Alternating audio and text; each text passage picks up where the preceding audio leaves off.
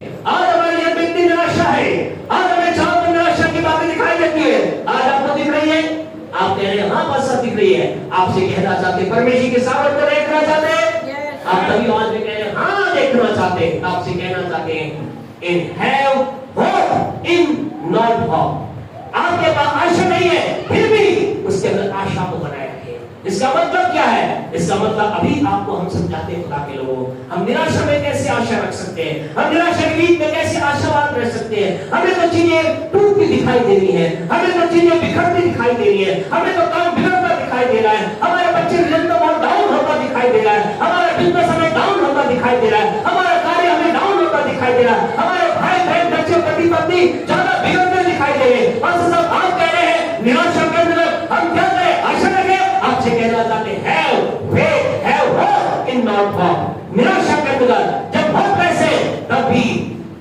Become in hope, आशा में बने रहे।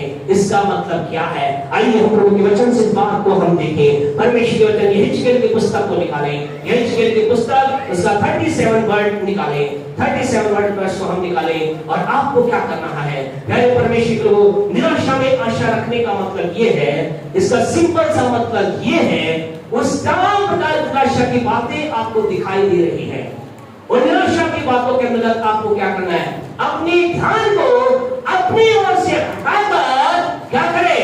परमेश्वर को लगाएं। किधर लगाएं? परमेश्वर। आपके पास परिस्थिति आपको निराशापूर्ण दिखाई दे रही है, उस निराशापूर्ण स्थिति से ध्यान को हटाकर परमेश्वर पे लगाएं। और देखिए पढ़े इसको जल्दी से, यहेजकेल 37 का 2। हाँ जी। तब उसने मुझे उनके चारों ओर घुमाया, हाँ जी, और तराई की तह पर बहुत सी हड्डियां थी। बस प्यारे परमेश्वर के लोगों, यहाँ पर हमें उदाहरण देखिए, बहुत अच्छा उदाहरण है। यहाँ पर एक व्यक्ति जिसका नाम है यहेजकेल। यहेजकेल एक दिन ऐसा हुआ, 37 का वर्ड पढ़े क्या लिखा है? यहेजकेल क्या हुआ? यहोवा की शक्ति मुझ पर हुई, और मैं मुझ में अपना आत्मा संभाकर बाहर ले बस गया। क्या हुआ? एक दिन ऐसा हुआ, यहेजकेल आत्मा में आ गया, प्रभु का आत्मा इसमें समा गया। और प्रभु का आत्मा जब इसमें आ गया, प्रभु का आत्मा इसे समा गया। प्रभु का आत्मा कहाँ ले गया? इसे एक ऐसे स्थान पर ले गया, एक ऐसी जगह पर ले गया, एक ऐसी प्यारे परमेश्वर के लोगों खाई पर ले गया, जहाँ क्या थी?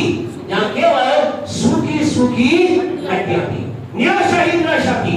आपको मालूम है प्रभु के वचन में क्या लिखा है? मगर जाकर आप पढ़ना, मत्ती 4:1 में क्या लिखा है? और प्रभु का आत्मा यीशु मसीह के ऊपर आया, यीशु के अंदर आया, और प्रभु का आत्मा यीशु को कहाँ ले गया? ऐसा नहीं, यीशु का आत्मा जंगल में ले गया। आज की सुबह आपसे कहना चाहते हैं, आप प्रभु में चल रहे हैं, आप परमेश्वर की आत्मा से भरे हुए प्रभु की बातों में चल रहे हैं, आप हालेलुया प्रेज़ द लॉर्ड कर रहे हैं, आप घुटनों पर आ रहे हैं, आप स्तुति आराधना कर रहे हैं, प्रभु का आत्मा आपके अंदर है। आपसे कहना चाहते हैं, कई बार हम जो परमेश्वर के साथ जो चलते हैं, हमें परमेश्वर कई बार जीवन के अंदर उठा करके एक ऐसे स्थान पर लेकर जाता है जो हमें